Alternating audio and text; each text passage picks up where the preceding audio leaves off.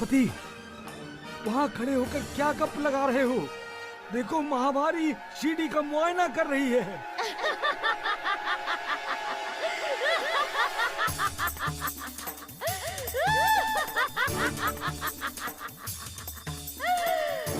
अच्छा मौका मिला है मुझे।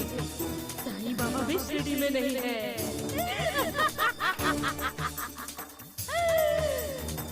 उस समय साईं बाबा ने मुझे शिरडी में प्रवेश करने पर रोक लगाई थी। अब कौन रोक लगाएगा?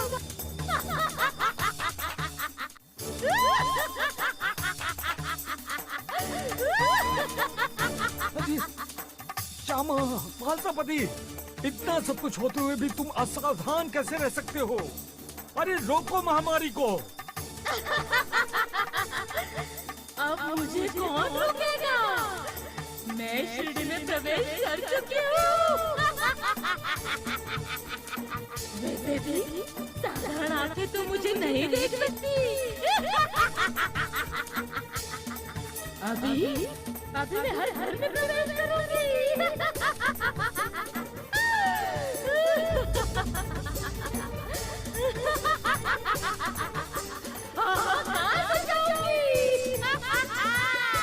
श्यामा, महासभापति, श्यामा, महासभापति, क्या तुम बहरे हो गए हो क्या?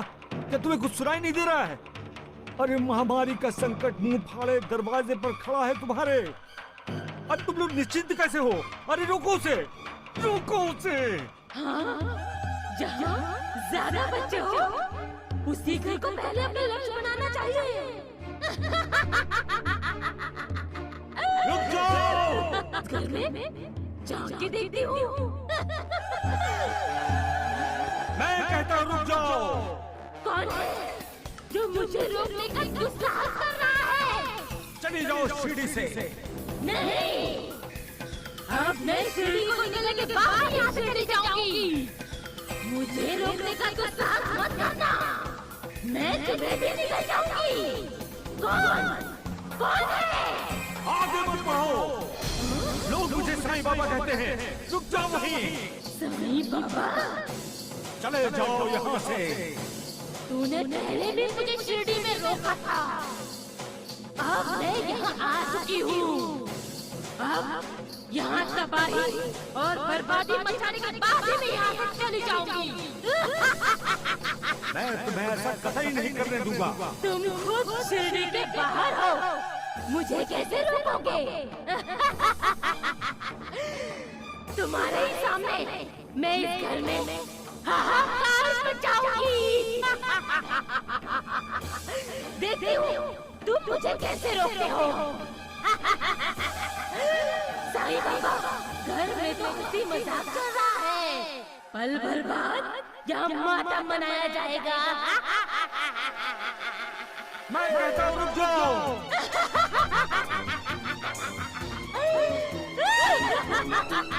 रुक जाओ।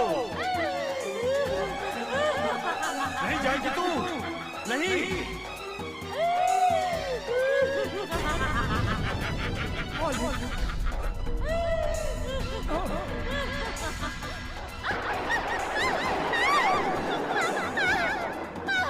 चली जाओ, चली जाओ।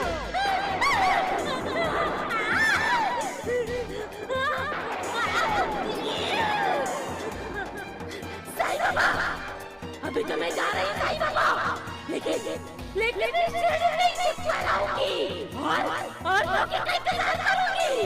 शिरडी को बर्बाद किए बगैर नहीं जाऊंगा मैं, नहीं जाऊंगी।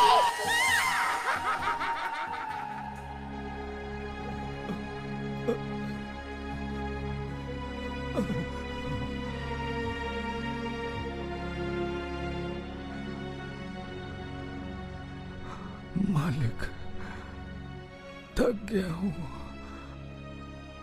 सत असत के झगड़े में, असत को पराजित करने में सत को अपनी पूरी ताकत दांव पर लगानी पड़ती है। इसलिए जीतने के बाद उसका मन जरूर खुश होता है, लेकिन ये शरीर थकान महसूस करता है। इंसानी जिंदगी को तुम्ही ने एक मर्यादा में रखा है।